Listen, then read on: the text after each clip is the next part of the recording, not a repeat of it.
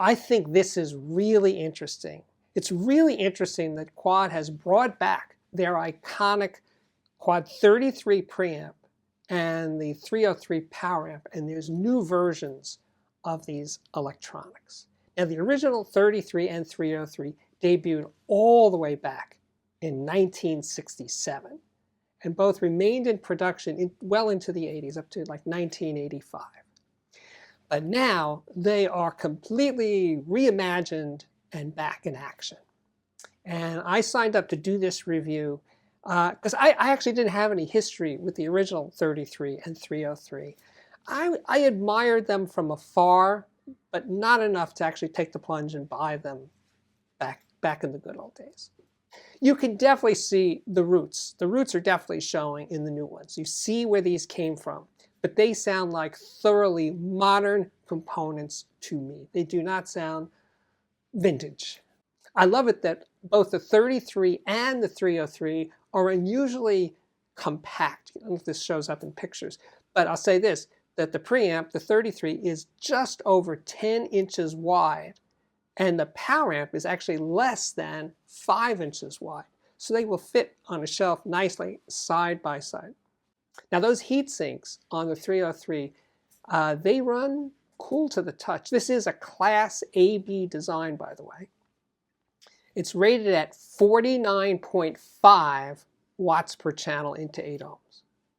49.5, it's kind of weird right there. Anyway, 49.5 watts per channel into 8 ohms, 70 watts per channel into 4 ohms. If you run them as monos, they're 140 watts into 8 ohms, 170 watts into 4 ohms.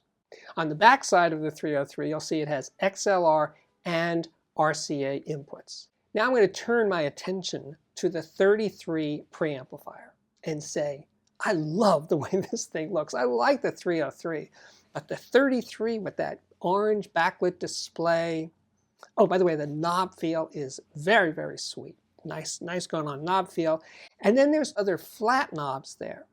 One is a bass control, okay, but next to that is not treble, but something called tilt, which is also a tone control, but it's centered at 700 hertz, and then as you turn the bass up on the tilt control in 1 dB increments, you're turning up the bass, you're also turning down the treble. Now, it's harder to explain than it is to use. It just makes more sense than bass and treble controls once you get the hang of it. And this tilt control idea dates all the way back to the 1967 33 preamplifier. But anyway, I'm glad it's reappeared here on the new 33. Oh, and there's one more knob, a balance control. You don't see those on too many preamps nowadays, but it's nice that it's there. That orange backlit display, by the way, is dimmable in 3 steps, and even the contrast of the lettering is adjustable. There's a lot of thought that went into this design. Let's take a look at the 33's connectivity options. Yes, there's a moving magnet, moving coil phono input, 3 aux inputs, also an XLR input. Now, for preamp outputs, there's RCA and XLR outputs. And then I also noticed there's an aux output, those RCA aux outputs, and that's a fixed level output, so it's not actually for, let's say, driving a subwoofer or a separate power amplifier. Sharp-eyed viewers may have noticed that there's no digital connectivity on the 33. And that suits me very well. If you're into digital, you should buy an external DAC. So I don't think that's a problem at all. I think for people that are really into digital, just go out and buy one that works for you. I did encounter one issue on the back panel, is that the pairs of left-right RCA inputs are too close together if you're using RCA interconnect cables with fat barrels. Putting up a picture of what I mean there, right? Now, most interconnect cables don't have quite so chunky connectors on them. Won't be an issue. But if you just happen to have cables like these, yeah, that's going to be a problem. Okay, and the other thing is, I'm not so crazy about this remote control for a couple of reasons. First of all, it's made of plastic. Very lightweight, not very impressive plastic at all. It's very difficult to read unless you're in very good light. As for using the remote control, well, that's where things pick up because I like that you can adjust the left-right balance on the remote. You can adjust the tone controls on the remote. And the ramping up and ramping down of the volume speed is really good. It's a well thought out remote. I just don't like the way it feels in my hand. That's my main gripe. So anyway, so there we go.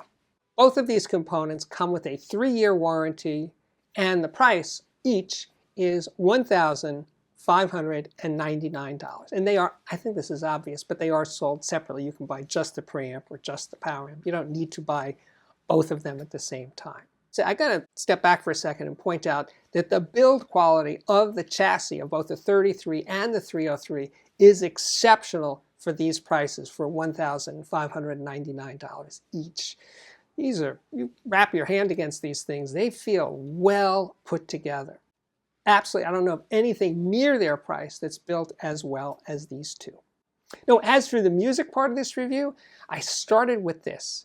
This album by C.C. Coletti is basically a reimagining of Led Zeppelin's music to make it more, let's say, rootsy. So some of it is acoustic, some of it is electric, but it's a Chesky Records recording. I was present at the session, and so it's not dynamically compressed, and it's not equalized, and it's not processed.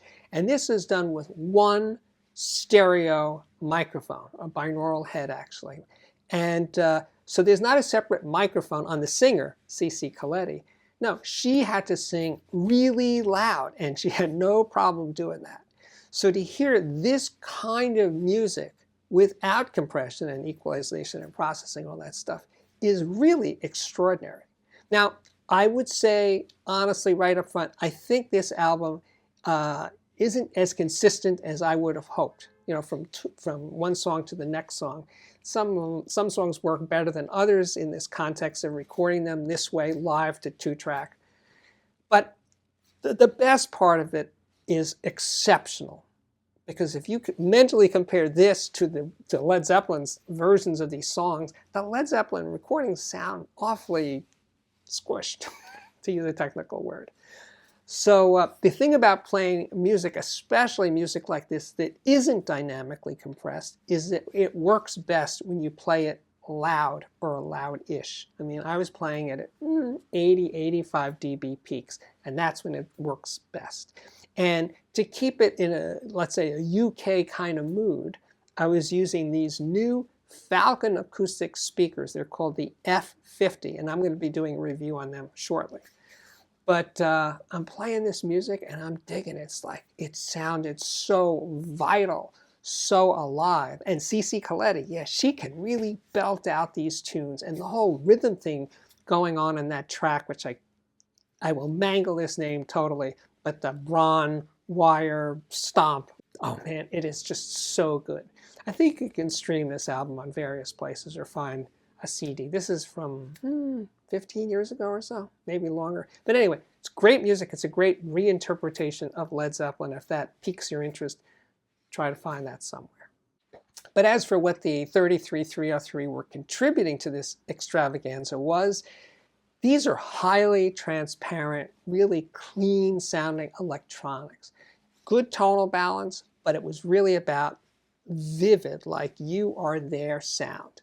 Maybe you could say, you know, Quad's known for their electrostatic speakers, and these electronics have that kind of see-through transparency that I associate with electrostatic speakers. Tackling the first comparison of this review, I swapped out the 303 power amp and inserted the Schiit Eiger Class AB 30 watt per channel amplifier. And right away, and the speakers were still the Falcon F50s. And right away, the first thing I noticed was these two amplifiers do not sound at all similar. Absolutely not. The Schiit sounds fatter and warmer and lusher and all that. But when I went back to the 303, it was just so much more transparent. I could hear the acoustics of the church that this session was recorded in. It just sounded more, you are there with the 303. And the Schiit amp, the Eiger, sounded more relaxed, softer, less present. So I'm not going to say which one is better. I'm just saying how these two sounded different. And then to continue, I took out the F50 speakers and ran with a full-size speaker, the Zoo Dirty Weekend 6. And I continue with Coletti just one more time and cranked it up louder because they're much bigger speakers.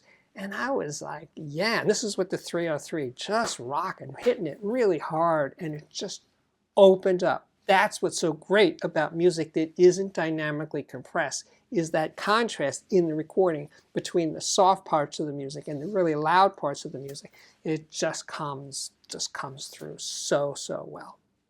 So yeah, and then yeah, I went back to the Eiger one more time with the Dirty Weekend 6, and it pulled back some of that excitement, some of that life was now missing with the Schiit Eiger amp driving the Dirty Weekend 6.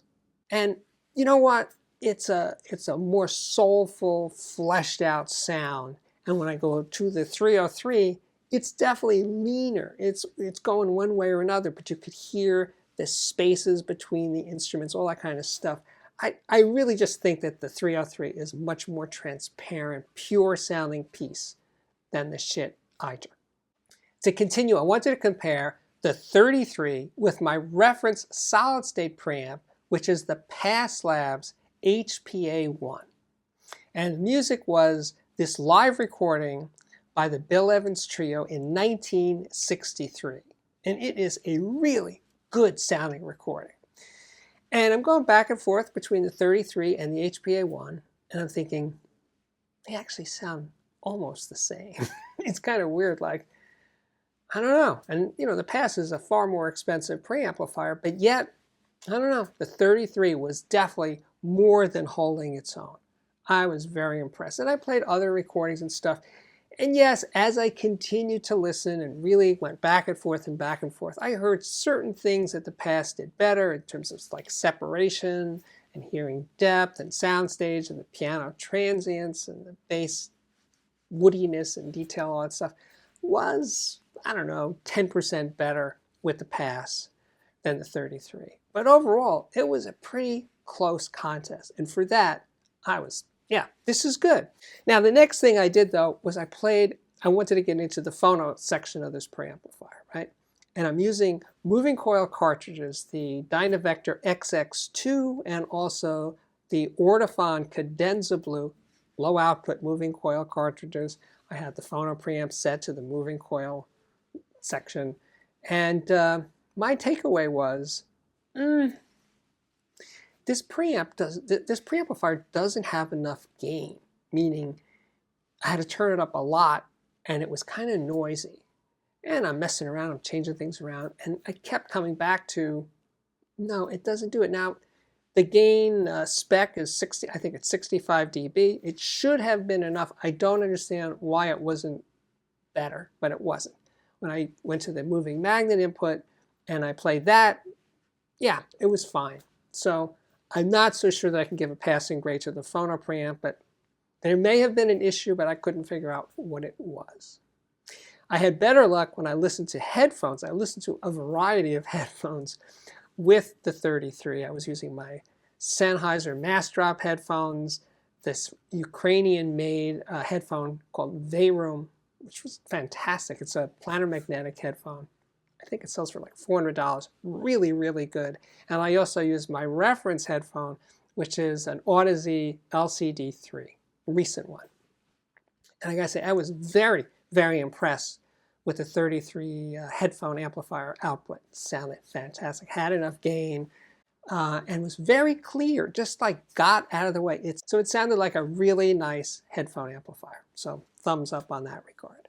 So I think we can move on to, so Steve, what do you really think of the Quad 33 and the Quad 303 combination? Well, I think, first of all, obviously, I really like the sound. I really like that these are compact pieces, just 10 inches wide for the preamp and 5 inches wide for the power amplifier. The build quality is extraordinary for this kind of money. And the sound, especially of the preamplifier, was really, really fantastic. I shouldn't say especially the preamplifier. Take that back. I think both pieces, the 33 and the 303, are really doing a top-rate performance for this kind of money in a solid-state preamp and power amp combination. And speaking of pleasure, yes, you know it. You absolutely love it. The Audiophiliac viewer system of the day. Hey, this is Rich's system. He has a Rode Cronus Magnum 3 amplifier, a Denafreps Pontus 2 DAC, a Lumen U1 streamer. CD transport is by Audiolab. It's a 6000 CDT. Turntable Technics SL1200GR. The cartridge is a Dynavector XX2 Mark II. That's a moving coil cartridge. Phono preamp is a Hegeman Trumpet MC with new old stock Mullard tubes. Power conditioner, AudioQuest Niagara 1200. The speakers, those are very special vintage speakers. They're Shahanian Obelisk. And I heard them years ago. They made a very strong impression, sort of an omnidirectional speaker. And the sub is a Buchart Sub 10. Nice going, Rich. My name is Steve Guttenberg. This is the Audiophiliac Show. Thank you so much for being here. If you dig it, please consider joining my Patreon. And if you do, you will have access to videos that are just for my patrons, that are never shown here on my YouTube channel.